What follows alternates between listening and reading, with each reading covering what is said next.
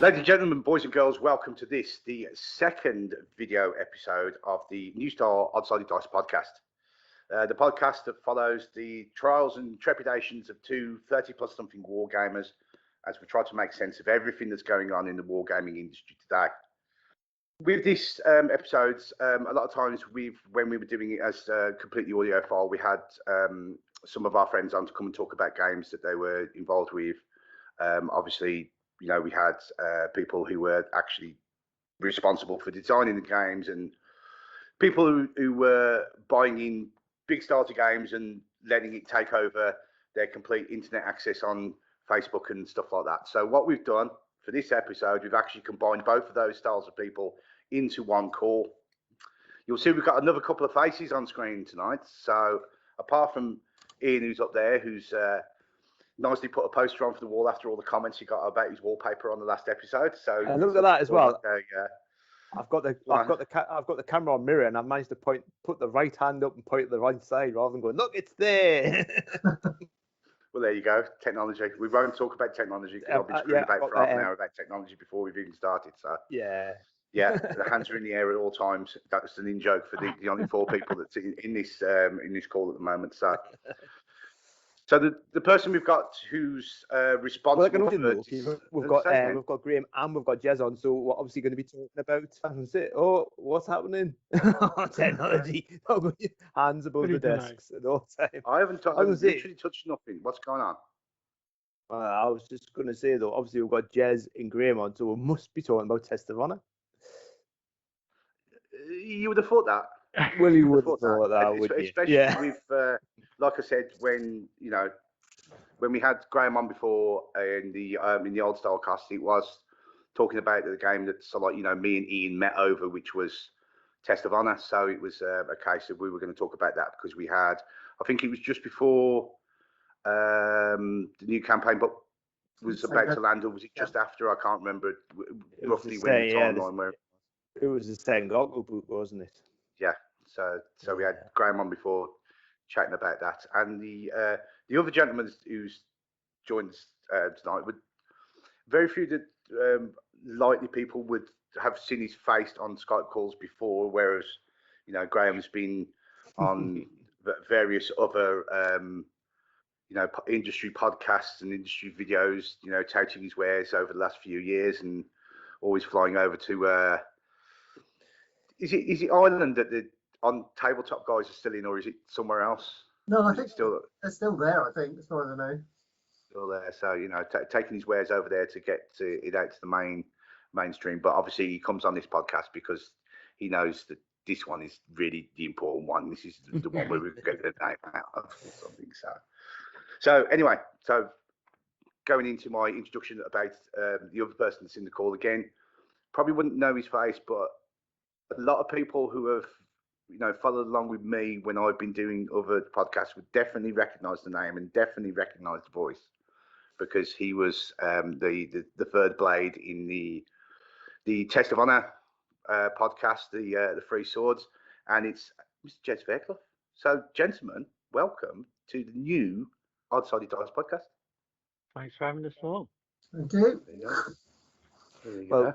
we should really explain that we're not talking about Test of Honor at all. I could rip my notes up then. Yeah, I know. Yeah, that's screwed me then. All right, go on. No summarise today, Kieran. I'm afraid no. We're Great for Now Games new upcoming game, 0200 hours Night Raids in World War II. Graham, is that the correct title, or is that just still a title we're running with, or is that final? Well, I guess the tagline is mutable until it actually goes to print, but that's certainly what it is right now. Yes, yeah. It's definitely 0200 hours because there's websites and all sorts of things already established now. Yeah, exactly. Yeah, you can't change that now. So, well, could you give us, I mean, obviously, other than the title and the little bit there about, I mentioned about World War II, could you give us a little bit of a brief synopsis about what we're going to be expecting from this new game? Yeah, absolutely. It's another skirmish game, kind of probably similar size of game to Test of Honor. So you're looking at 10 to 20 models on either side, and it's all about night raids in World War II. So we're talking about Commandos and SAS raiding refineries and radar installations and ammunition dumps and all kind of things like that. Sneaking in through the darkness, trying to remain unseen as much as they can, stealthily taking out sentries without being spotted, sneaking around, staying in the shadows, and then probably sooner or later they get spotted, the alarm's raised, all hell lets loose, and there's a big firefight before they try and get out. Well, that's one thing I think is quite important, is like obviously the baddies, because it's obviously it's a two-player game, but there is options. There is obviously to play the Germans, and I mean that in itself, I believe. I mean, obviously I had a look through the playtest rules, but that in itself is a not new. Well, it's. I mean, maybe you're better explaining it than me, Graham. But yes, obviously, I mean, the emphasis is on the Commandos and the SES, but the bad guys have their own sort of like elements to play as well, don't they? Yeah, absolutely. So if you're playing the defending side, which by default in the core game will be the Germans, as you say, you'll be setting your patrol route, working out where your sentries start, obviously trying to spot the attackers coming in, and one of the things that make it more interesting for the defender is the event cards. So there's all sorts of little kind of random occurrences that are going to happen, like a sudden the moon comes out from behind the clouds, or the sentries change direction and start patrolling in the other way around the compound. So the defender's going to have control of all those cards, and be able to play them whenever they want in a kind of gotcha way. Or you thought you were going to be able to creep round that corner quite happily, but suddenly the defender's played a card which has messed you up. I mean, that's it from looking. I mean, if people aren't already on the O200 hours Facebook page, I mean, I would recommend everyone to go on. I mean, I think what nearly up to 900 people on there now, isn't there? It's like, lots of people on it. But the rules, the playtest rules are on there, aren't they? So if you've any interest, I mean, go on there. There's some other little treats on there as well, isn't there? So I mean, Jez, I mean, obviously you're really at the forefront of the Facebook group. I don't know, do you want to have a little chat about not necessarily what you're doing, because you're like Mr. 1,000 thumbs and 1,000 pies, but yeah, I mean, is that like some of your thoughts on how things are going? Yeah, I mean, I suppose a lot of what I do is I'm that person that finds all the resources and stuff like that to get people interested and to make life a little bit easier. And then a lot of the other bits I've tried to do is, get people engaged with World War II if it's not really their era. I mean, a lot of people know it, but they don't really know it's a war game. And if they do know it's a war game, they probably know the likes of, say, bolt action and stuff like that. So very big focus sort of thing. So, O200 hours is a lot smaller. Although what made me chuckle is when Graham was saying how many miniatures, and sorry, Ian, how many miniatures have you painted so far? I mean, what we're talking, so maybe like 10 aside, aren't we? So I've currently got 69 painted. I've got another 6. I've got 8 French SES to paint. I've got 8 ordinary SS to paint. I've got more. I've got loads of. I could nearly actually talk about both. Actually, I've probably got enough Germans to start a small German air army. I've got 4 Opel Blitzers. I've got 2 Kuba wagons. I've got a Citroen limousine. I've got a Renault lorry. I've got a ginormous, thanks to you, Jez, a ginormous Tiger pickup truck. I've got 1 sentry box though. I have got any other buildings, so I think that's where my focus is going to be going for the next couple of weeks. Yeah, but I think it's what you were saying though, Jez. It was like, I mean, World War II's been a just really big interest of mine, wargaming in just general since being a kid. I mean, we're all of a similar sort of age, and we all grew up with Warlord and Commando comics and all that kind of stuff, and all the films that on the TV. And it's something that's like never gone that far away. But I think, you're saying like with like bigger games, it's not as personal. I mean, we've talked about this before on smaller skirmish games, and I think this has got that same sort of feel to it. And again, it helps obviously Graham's designing it, because the skeleton of that game is very familiar to me, but obviously it's the extra twists and turns in it, it's got me very excited. So yeah, I'm all looking forward to that. I think what adds to it as well, I mean, what Graham's very good at is the fact that you've got, we used to all that ancillary stuff on a war games board, buildings and stuff like that you never interact with. They're just things. Yeah. Whereas with this, you've got a game where you could go in those buildings. In fact, you probably are going to go in those buildings. There's a lot more going on. I mean, you're on about like trucks and stuff like that. I'm painting trucks to use as terrain and to blow up. I don't do things like that. Yeah. That's not me.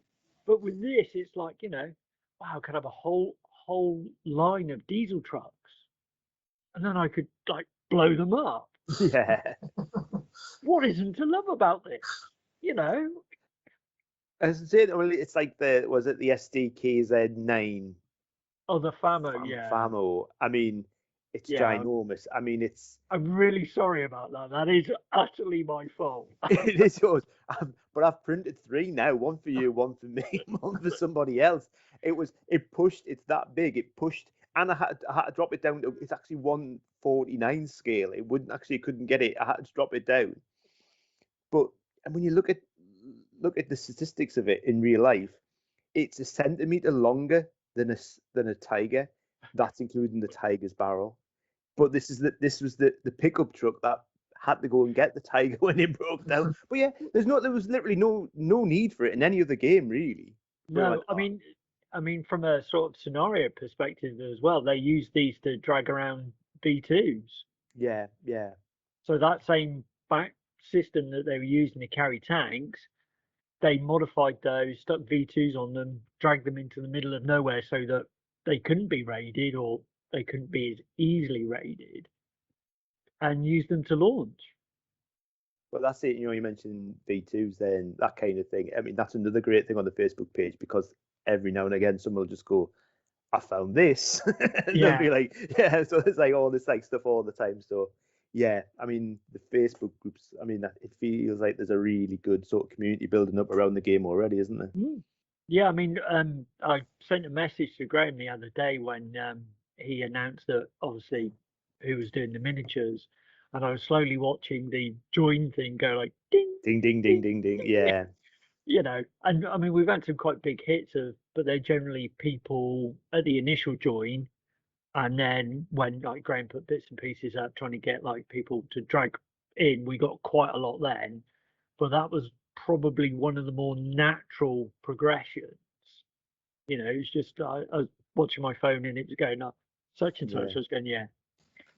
Well, yeah. I was going to say, we'll get into the miniatures in a minute, because I think we're getting a bit too speedy through various bits of information. So I think we just need to again rein in a little bit. Yeah, left, right, and centre, and you'll just do everything in 5 minutes. Invite Graham on, and you're just going to stand in the corner and just listen to me about what I've done. Yeah. So, actually, sorry, Kieran, I like you. Yeah, because the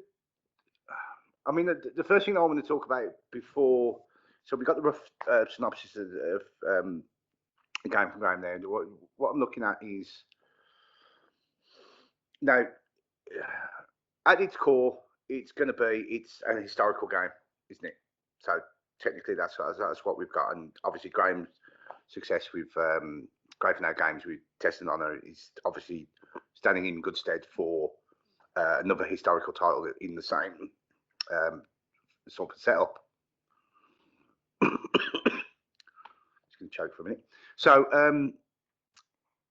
I was thinking to myself, so like the main question that's probably the place to start off with is obviously we know that in the war games industry, historical games are seen as the domain of the older gamer, where you go to places like, I don't know, you know, you go to the smaller shows like Partisans and stuff like that, and you always see the tables of certain clubs, and there's like 8 or 9 blokes standing around the table, each with a sheet of paper, and they're, you know, recreating some far-flung, obscure, you know, military skirmish that happened in, I don't know, 1862 between this, that, and the other. So it's never really had games that were able to maybe bring it out of that perceived section or genre within the whole game industry. Obviously, we had Warlord with Bolt Action, which did a bit of the transfer, but on the larger scale. But now with 0200, we're looking at the more individual. Would it be right to call it a more narrative style game rather than, you know, the skirmish game? Because are we looking more at individual models on the table and having individual effects? So where do you see the actual 0200 actually sitting within the, you know, the genre of a historical war game, but also within the whole genre about the type of game it is, if that question makes sense? Yeah, I mean, obviously it's rooted in history, but again, same root as with Test of Honor, I've also very heavily inspired by movies. So even the kind of, I guess, more far-fetched movies like Where Eagles Dare and the kind of on the kind of less accurate, shall we say. Well, I mean, right through to things like Hello, Hello, I guess. There's all these kind of influences in the back of my brain. So I've learned as much about World War II from things like that than I have from actual history books, or my GCSE history a long time ago. So and equally, you know, any kind of war game I play, it's always for me about creating a story. I don't want to just roll dice and throw models at the opponent and see who wins at the end of all the number crunching. That's quite boring to me. I really want to bring out the character and the story and have those little fun moments that you'd recognise from a movie. So kind of this eclectic mix of characters.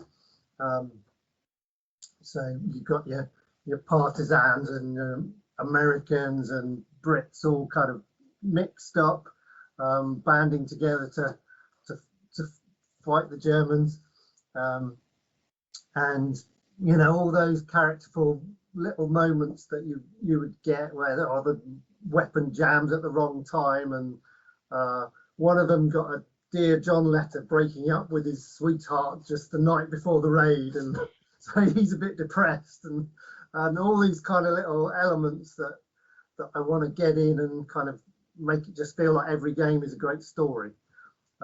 So yeah, I think it should be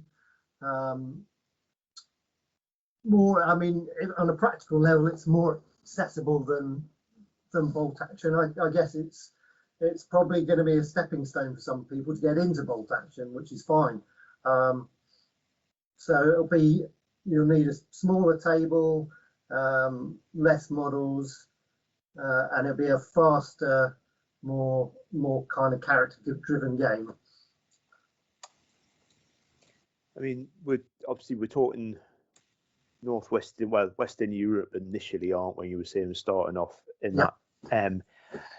Other theatres, though. I mean, obviously, the again, it is almost like the classic cinematic view of the Second World War, isn't it? Like D-Day onwards. But I mean, is the thought of going into the desert or the Far East, that kind of thing? I mean, will it? I mean, it should be adaptable either way, really. I mean, but have these thoughts come to mind yet, Graham, or is it something we'll sort of suck it and see where things go? Yeah, I mean, I think it's clear you can adapt the system. You can play at night any way you like. Yeah.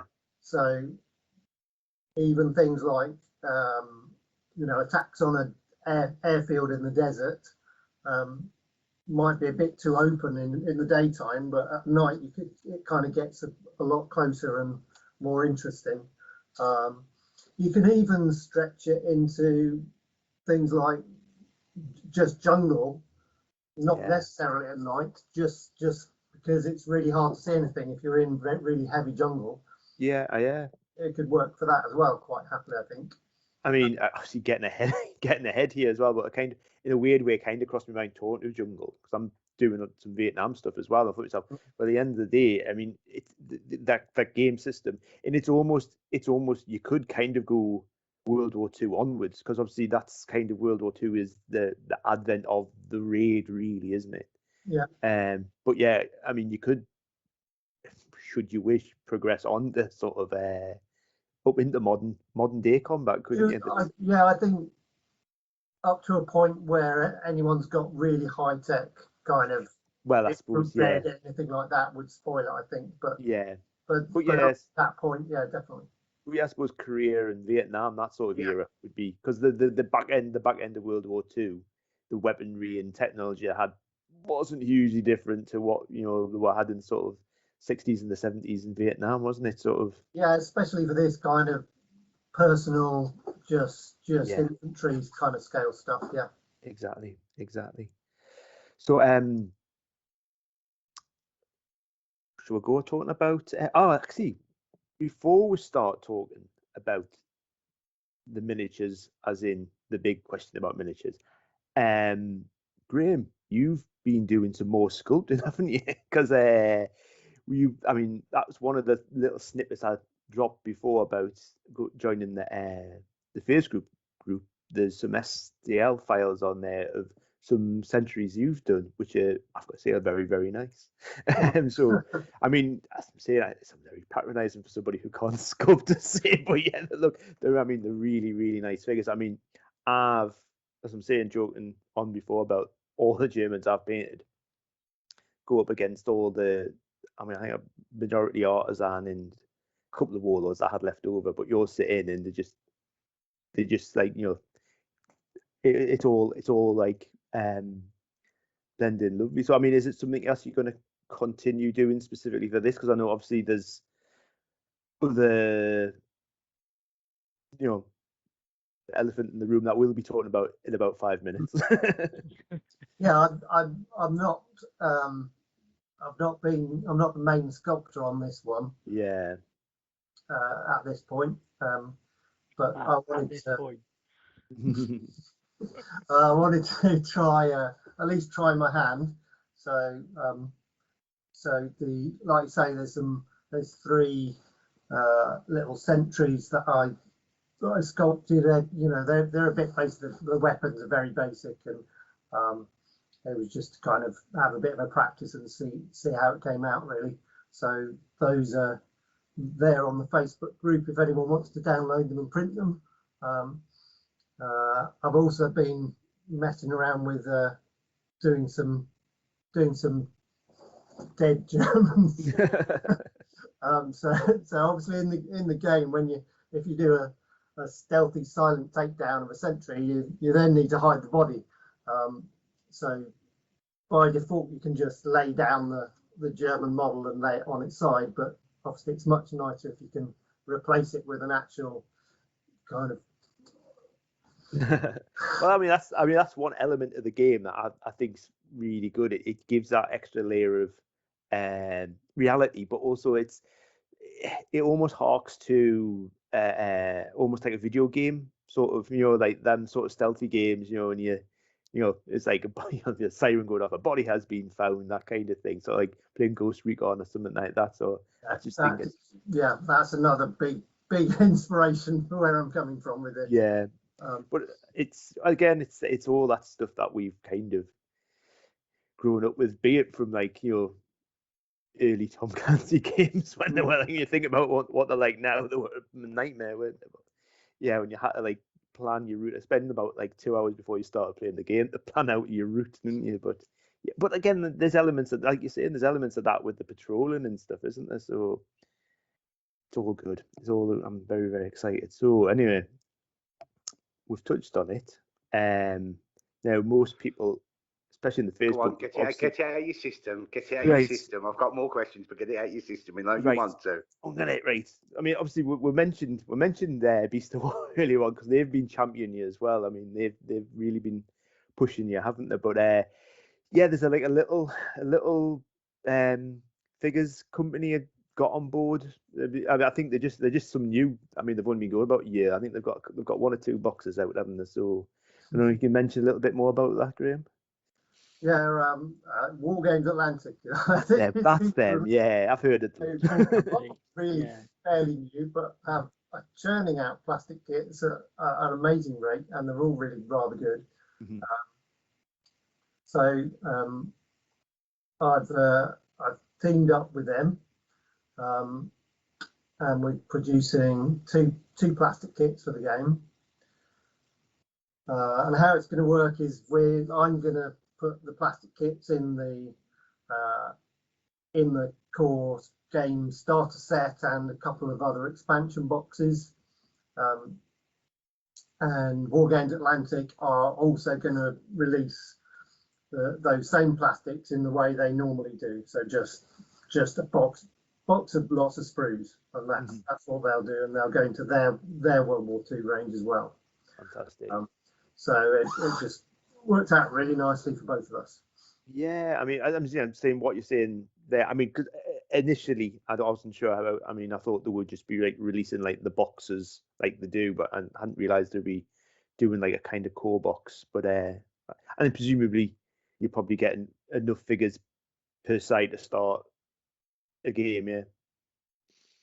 Yeah, it'll be a proper starter set, so you just have everything you need in that main set. Oh, that's really good. That's there, because again, it's something that doesn't necessarily it doesn't happen as much. That it used to be, going back to the old GW sort of like format. It was the way you had to do it. I mean, in Graham, you'll know this obviously from releasing version 2 of Test of Honor, because I bet you're probably sick of people going, you don't get any figures in the box. And it's like, but it's becoming more of a norm, isn't it? And that, it's just a boot gets released. And again, there's costs to go on top. But I mean, I think it's good that, you've got been able to get on board with like Wargames Atlantic in there. It's, I mean, the standard of the miniatures, as I'm saying, I've been painting up some of their resistance figures, and they're lovely, really, really nice. So I can't wait. I mean, obviously we've all seen little snippets of the German sentries. I mean, there's about 4 or 5 pictures on that sort of little sort of shot, and they look like the biz. You know what I mean? They've got that sort of cinematic sort of. They look like bad guys. You know what I mean? They don't look like sort of like heroic Germans or anywhere. No, they look like someone who's going to be shivved from behind. Quite nice. You won't feel too bad about doing them over. Well, I really wanted them to be specifically sentries. Yeah. There's a practical business side to this that, obviously Warlord have got every possible type of German plastic you could think of already. But I think we found a niche. So again, whereas all the bolt action figures are all kind of running forward, charging, firing, these guys are generally pretty static, deliberately standing or just walking. Lots of rifles and guns kind of slung over shoulders. You've seen there's a guy with a cigarette. There's guys with torches and looking at papers and all this kind of stuff. So really trying to bring out character. Yeah, again, I think, fantastic, because as I'm saying, the few warlords I had, and everyone's got like some warlord sprue half used somewhere in the house, and you kind of, so they were initially the first Germans I painted. I thought I'll get them together, and they all look far too energetic to be sentries. So like, quickly run, but no, they look. I can't wait. I mean, I know you probably don't want to go in too much, but I presume the other box is going to be some sort of, well, it would have to be some sort of allied version of, so a commando themed or a special forces themed allied box, I presume sprue it's going to be. Yes. Without saying too much. Yeah. Probably nothing announcing exactly what it is, but yes, you're on the right lines. Yes, it would. I mean, I'm putting two and two together there. Really, it would be silly to put another box of Germans in, wouldn't it? So anyway, Kieran, I believe you had some questions to stop my rambling, or just some questions. Oh, I've got loads. I've got loads Right. to go off. I'm gonna bring my mate Jez in, because he's been sitting quietly in the corner, and it's very hard. I know it's very hard for Jez to keep quiet for more than 5 minutes. So we've had the basic synopsis from Graham from the designer's point of view.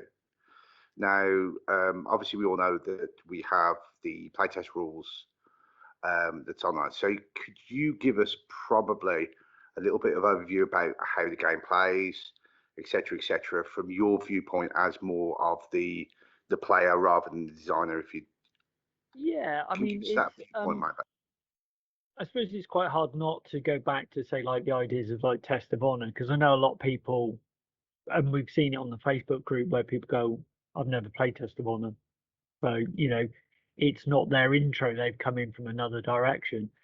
But it plays very, very quickly. It's easy to pick up. I had a friend round recently who's kind of sort of likes World War II, and I was like, "Whoa, I've got this new, have a look." And he's one of those people. He finds it really hard if there's a lot of reading.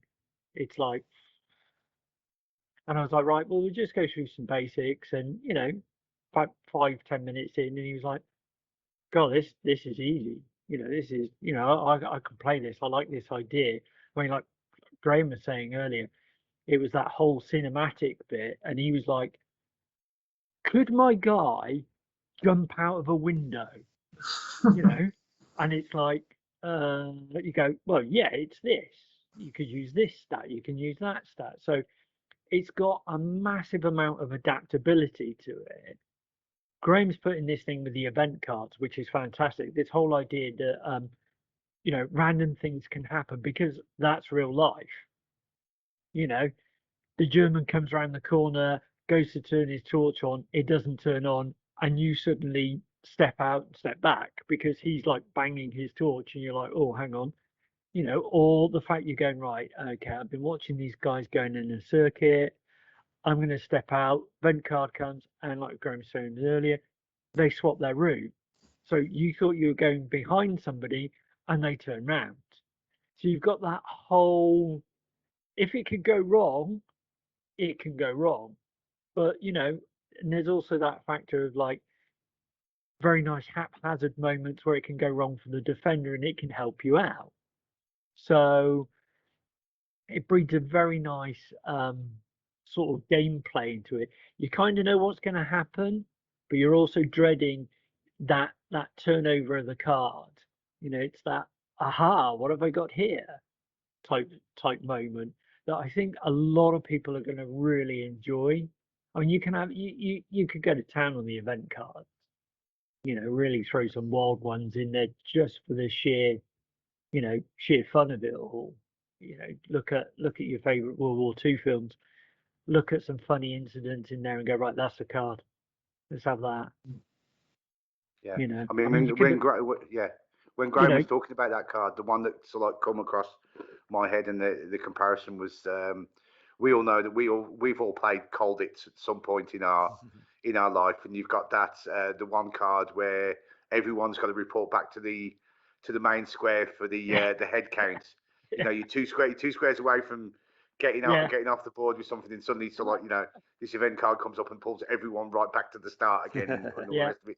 So it was sort of like one of those, I don't know whether that was a good comparison or bad comparison, but it's something that's it's in there for a reason, isn't it? But it is indeed. And I mean, the dice system's very easy. All right, I know a few people don't like speciality dice and things like that, but I do kind of like them in some games. I think they fit. I don't think you can always cover everything with a D6 or D8 or 10 or whatever system is using. And that sort of controls how well you're hitting, your sort of damage, your actions, how successful you are with things. And depending on how good your troops are, depends on how well they can do things. I mean, like in any game, you're out of training green guy who's never seen a battlefield before is got the chance to do amazing things. But the veteran guy who's on his 25th sortie has got more chance of doing those amazing things because he's probably already done them.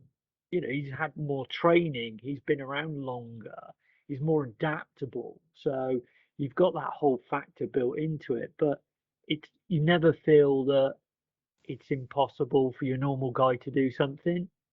There's just maybe a little bit less chance, but he could still do it. I mean, I think that's the thing I like about the specialist dice. And again, I think sometimes they're used for the sake of using, but I think like in a game like this, and similarly with Test of Honor as well, though, it cuts down. And you were saying about your friend who doesn't like you having to pour over rules and stuff like that. The good thing with the specialty dice in like a game like this is it's instantaneous. Know it's that right, bang bang bang. I failed. I've generally, in my case, I've knacked up really, really badly, and I've shot myself in the foot. But it takes away the whole sort of looking up charts and stuff like that. So again, I think using the right way, which I think Graham does, I think it works really, really well.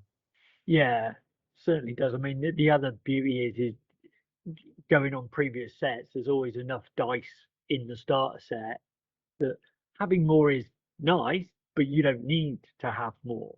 Which is often a failing of a lot of starter box sets. I mean, even when you go back to the GW days, you might get your 20 D6, but then your Tau turn up and you suddenly need a bucket of 600 of them.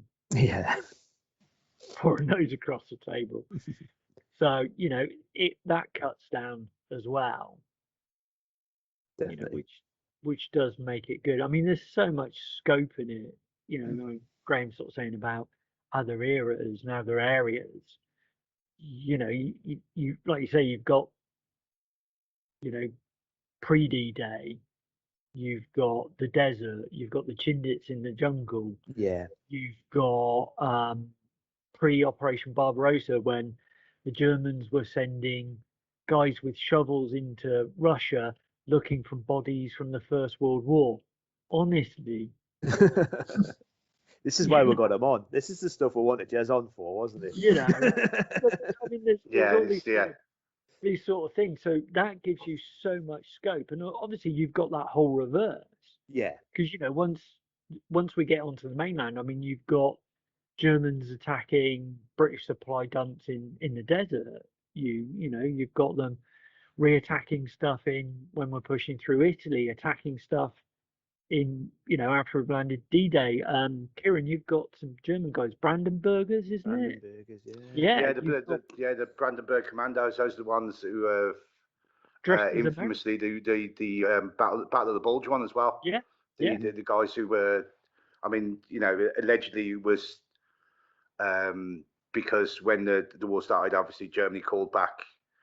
They had to think about calling back all sons of Germany to come and fight. So obviously you had, German families who were lived in America, lived in Britain, etc., who spoke English Yeah. in the native tongue, so they were recruited into these specialist commando units to go do these behind enemy line missions and stuff like that. I mean, that's well led into another question I wanted to talk to Graham about.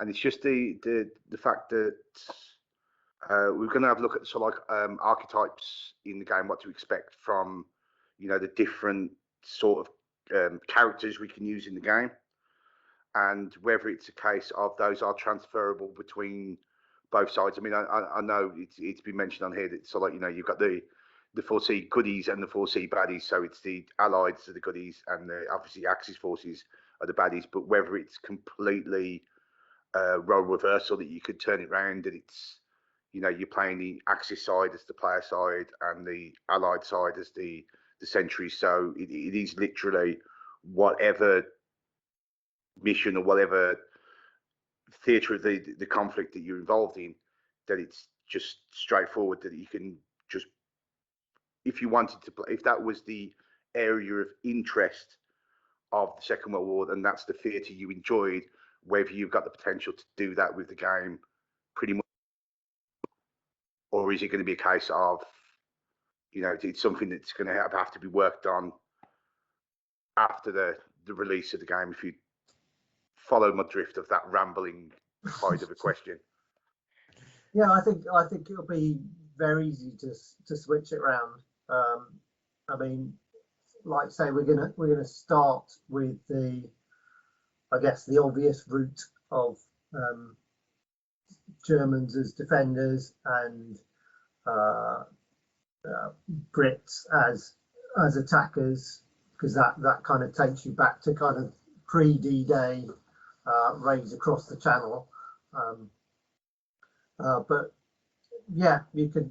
I mean, there'll be scenarios for raiding this, assassinating that person, blowing up these things, grabbing this bit of intel, things like that. So the scenarios will be generic enough that you could quite easily switch them around to the other side. I mean, some of the, I guess there'll be kind of special character type models coming in with metal models to bring more character in. So you might find they're a bit harder to swap out. I don't know, a Gestapo model, there might not be an obvious equivalent on the other side, but in a lot of cases there will be. So yeah, I think if you have the right models, it'll be very, very simple to swap it around to the other side. And I think like Test of Honor, we're going to go with cards for recruitment and kind of choosing your force. But I think we'll also present just a simple list of stats, maybe online rather than in the main set. So right from the word go, there'll be stats available for Japanese and Italians, and switching around to different factions. Fantastic. Have you got any more questions, Kieran? Because I'm Yeah. I was going to say that. I got all my questions out the first 10 minutes. I just want like some sort of Gatling gun of like random. Exactly. Yeah, I'm spent. Yeah. The other one was going to be that obviously we're looking at with the raids themselves. We're obviously, is there the ability in the game, or have you thought about the ability in the game about how the for want of a better word, the Commandos are going to be actually getting to where they're got in the game? Have you thought about maybe, because you've got the obviously you've got the paratroop and the parachute drop. So again, you've got like the equivalent of the SOE who are going in, who would be drop behind enemy lines, etc., etc., around civilian clothes. You had the build-up of the Fallschirmjäger, who were obviously the German paratroopers, and towards the early part of the war, it was a lot that airborne assault type troop was used in small numbers again for this kind of thing. So, like, getting advanced of main lines, taking various bits and pieces out, etc., etc. And you've got even on the the Allied side. So, like, the one that comes to mind is like the Cockleshell Heroes, the guys who went in to the dockyards on, the two-man canoes across. So, is there something about like the point of delivery for the troops in the game, or does it just start from the point at which the mission was to start on land? If that's a good way to bridge it, yeah. I don't think that'll be a major factor. Certainly the way I've been playing on small 3x3 tables, which keeps things very tight and focused. You'd have done something very wrong if you were parachuting right on top of the the enemy fortifications. Certainly, my understanding is that they would tend to try and parachute in a reasonably safe area, a mile or two away, and then move in for the attack. So whether you were coming dropped in by plane or parachute or a boat like the SBS and the Q ships and stuff like that, by the time you're actually kind of right up close to the sentries, probably doesn't make a huge deal of difference. You could probably tweak where the deployment areas were, whether you were coming in from all four sides or just one direction, things like that. But I think it would be a minor tweak. I mean, on that idea, Graham, could you? Because I think the event cards is going to be something that's going to sell to a lot of people. Could the defenders have something that benefits them from bad deployment? If you're not going on Kieran's idea, if you don't have the guys or worrying about how they got there, what happens if something went wrong before they got there? And that's played out by an event card, shortage of ammunition, left an important piece of kit behind, forgot one guy, somebody got lost, those sort of things. Sprained ankle, that kind of thing. Yeah. I'm writing some of this down. But no, they're the sort of things whenever you like when Eagle's there, whenever I watch that, I always feel for that poor sergeant, with the radio, who they buried to start with, and you think, went through all that training, got dropped, lands, and somebody does him in, Yeah. Didn't also the British kit bags that had them attached to the legs on a length of rope, and they were notorious for coming away. Around them and stuff like that. If you got dropped in water as well, that was just like, because rather stupidly, a lot of the commando knives were put behind them. So of course, if you drop in water and you've got all this equipment and you're trying to reach to get your knife, and you've got all that parachute that's now filling up with water, so it's why a lot of equipment changed and progressed, and what they did progressed, to get them out of these sort of things.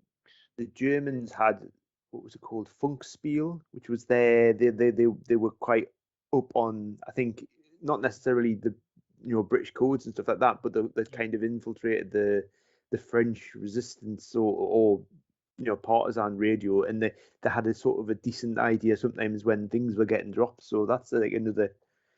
Funkspiel, is that right? Yeah. You've got. It's quite funny if you start looking into like German intelligence in World War II. You've got so many little groups all fighting against each other, all controlled by different sort of things. Yeah. It's not a wonder that they had a bit of a problem at times. They had some amazing successes, but you do wonder if that was luck or just been at the right place at the right time. I mean, event cards, there you go.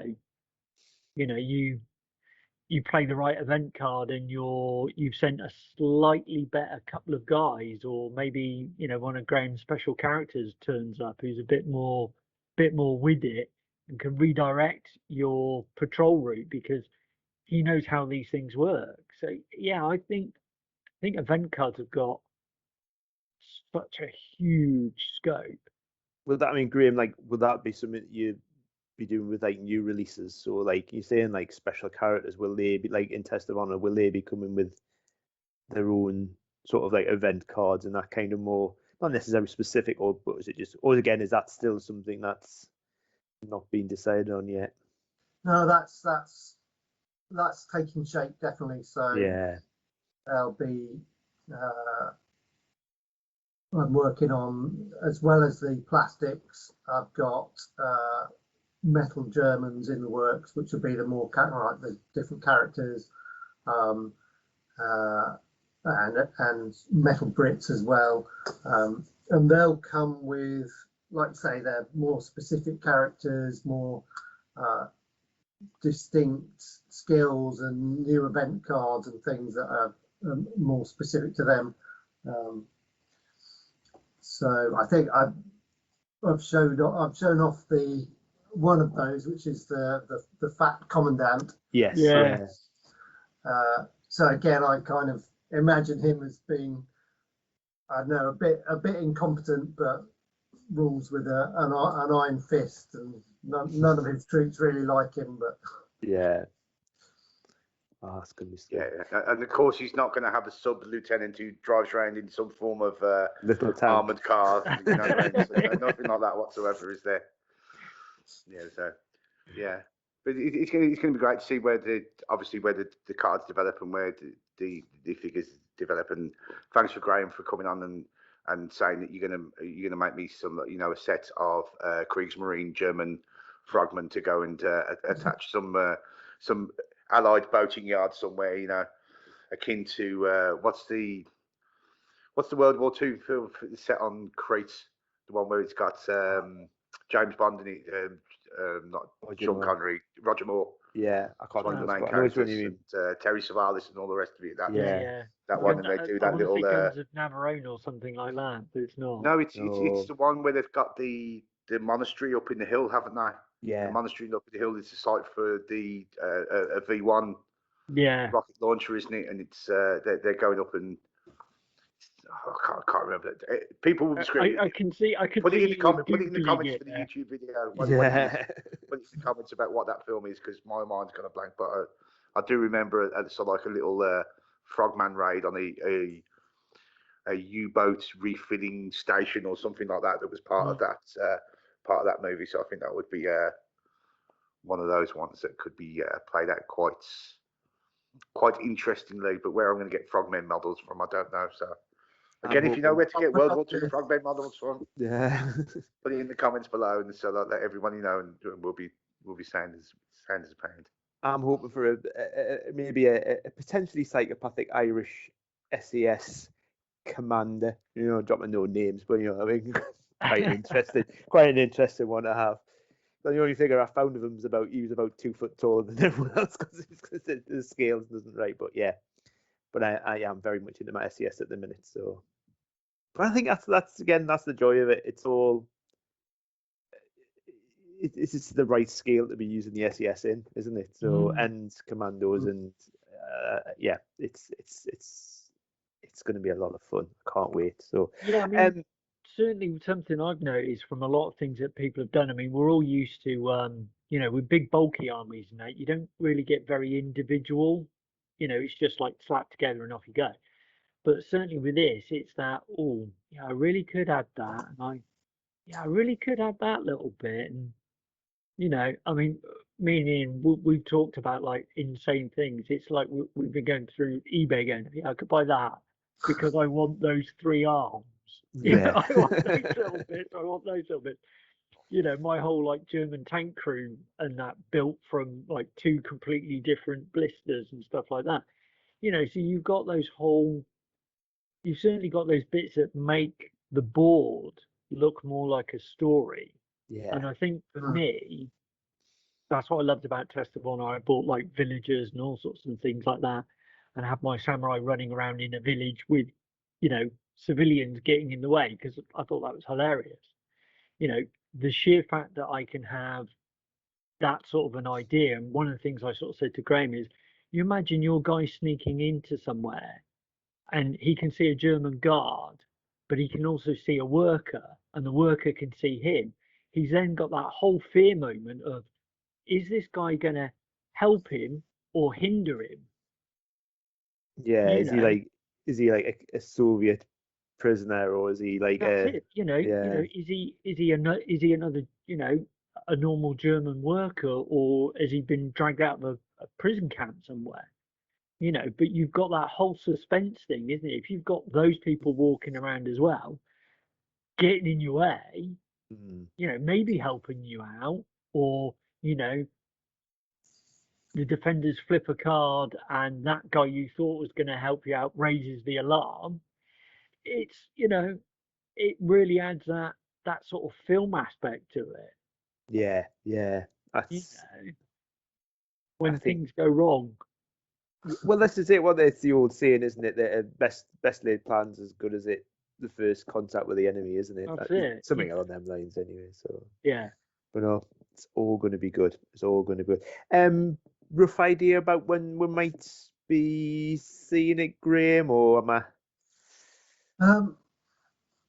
It's a big part of that depends on the plastics. Yes.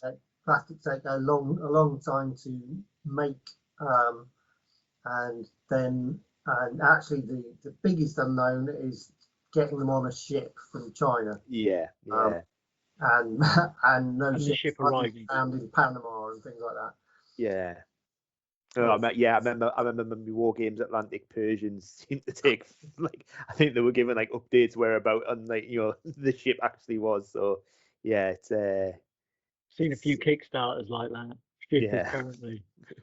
Well, things get at the moment are being booked on ships and then kind of getting just kicked off because someone else makes a better offer for the price of container.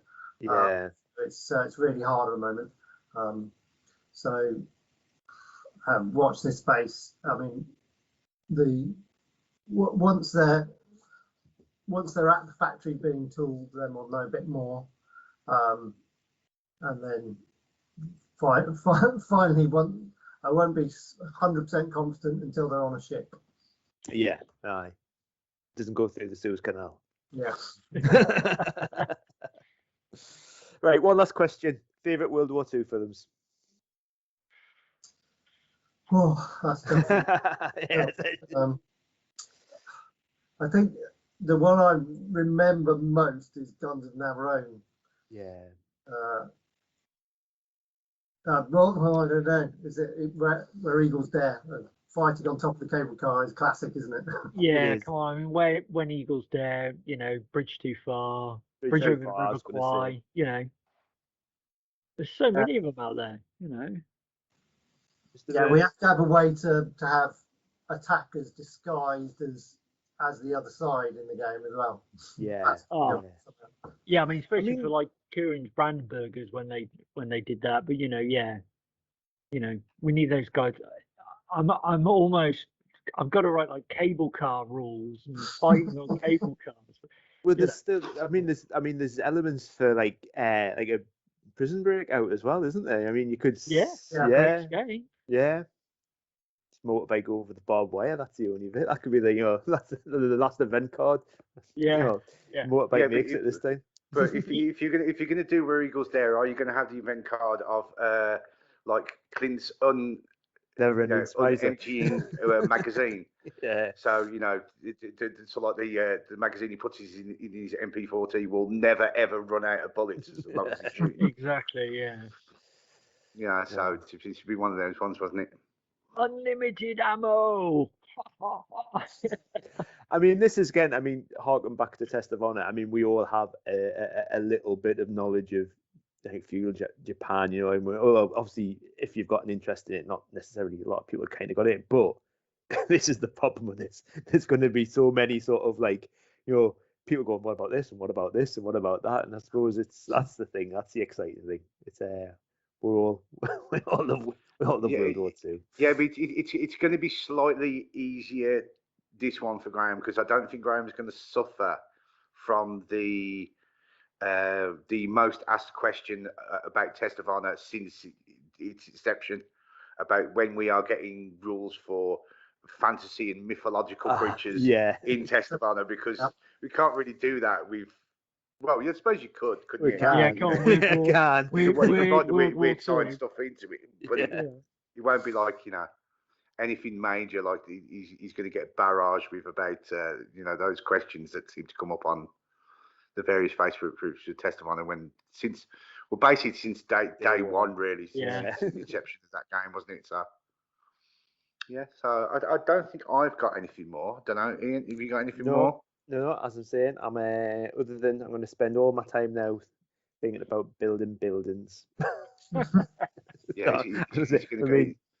Yeah, all it's going to be is you and Jez are going to have an SDKFZ off, aren't you?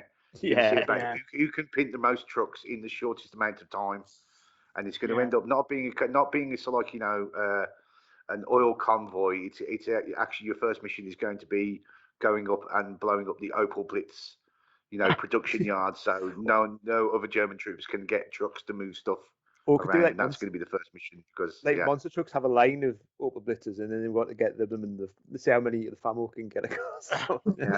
Yeah. Well, the old World War II adage, take the one out the front and the one out the back, and then you can pick the rest off.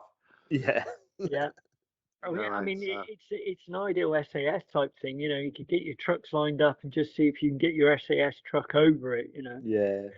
Oh, good stuff. So that's it, guys. Thanks for coming on. It's always a great pleasure to speak to you two gentlemen, and thanks for coming and giving us a little bit of a lowdown about what to expect going forwards. Obviously, we're going to be sharing this game because it's one that's on a major radar for myself and Ian. Obviously, as we've discussed earlier, Ian has gone a bit more full flung into it now, but I'm probably, because I'm still sitting on various army collections from bolt action days anyway, so maybe the start of the collection is already there, and I don't really need to go too far into it too early, maybe. Kieran, so have I. I've bought more. Yeah, but you've got Marines, mate. You've got Marines and Japanese and all those ones. They don't count.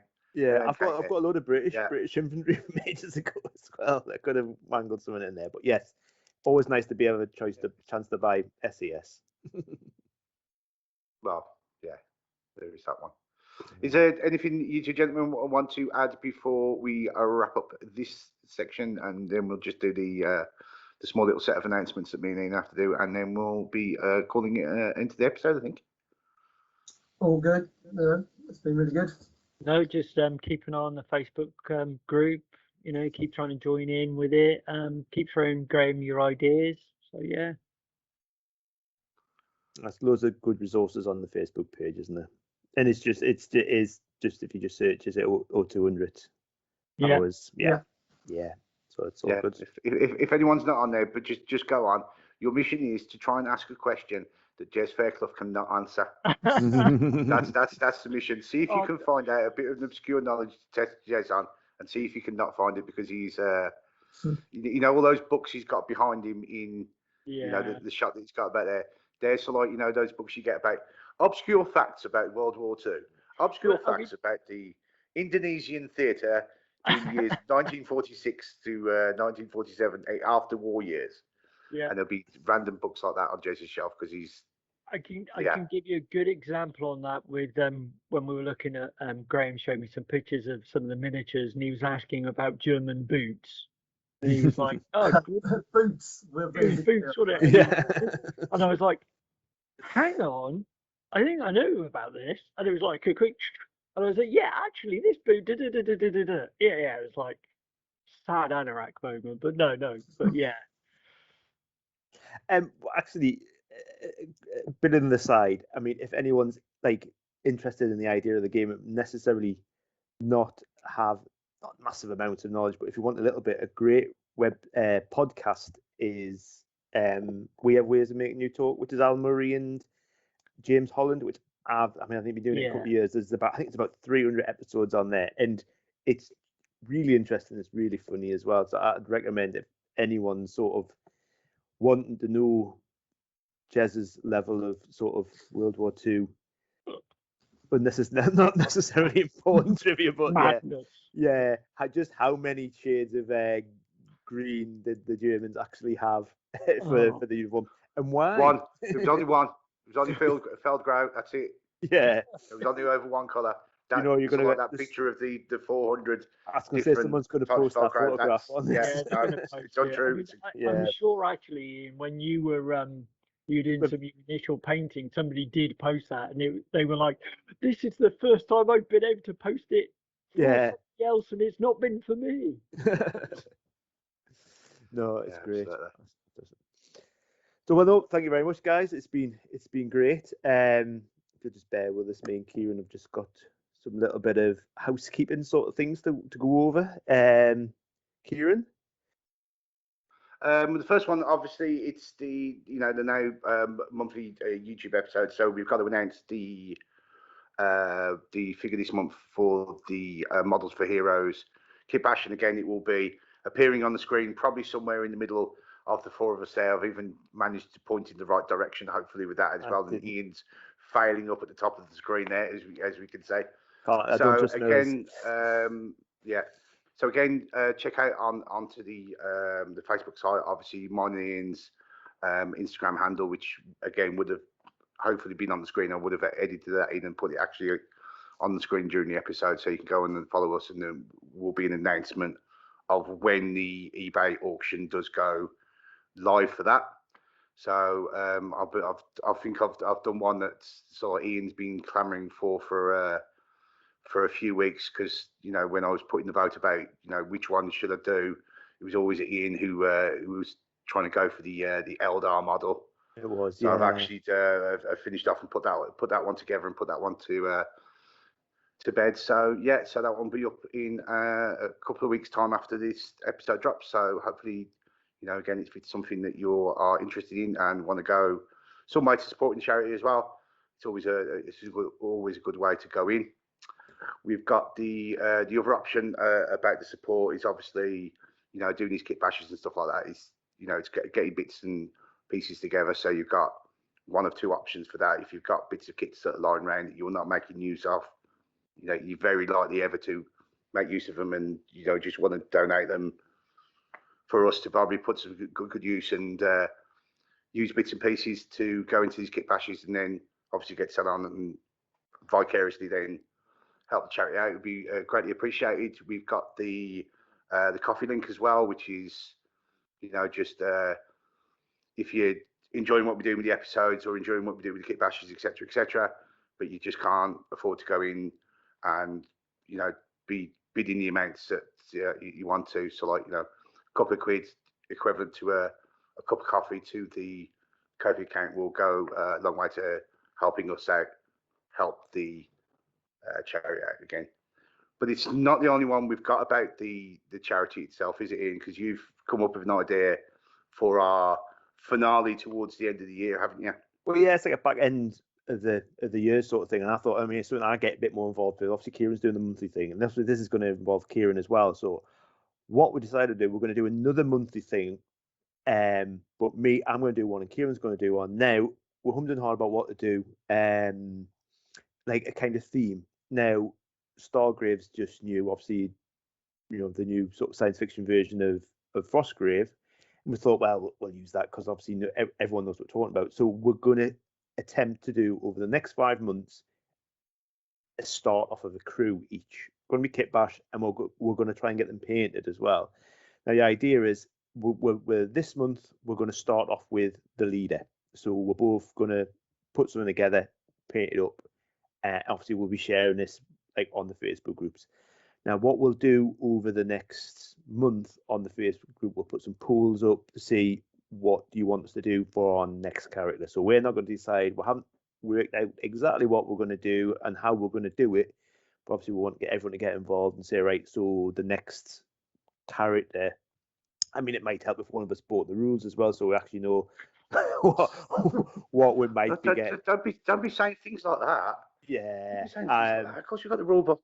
I've got Frostgrave first edition. Well, there you go then. So, but it can't be that different. I think we talked about it being Stargrave because that was the the title, that's the new title, so that's the one that everyone. But it's going to be one of those generic, sci-fi crews that you could use it for Necromunda or something like that, or one of your other titles, because there's a plethora of like those miniature agnostic sci-fi titles out there. So we just wanted to go for something a bit more general, so it wasn't pigeonholing what we were doing into any one specific game sort of thing. So we let the availability of it come out. So like Ian said, we've done like the leader or the captain of our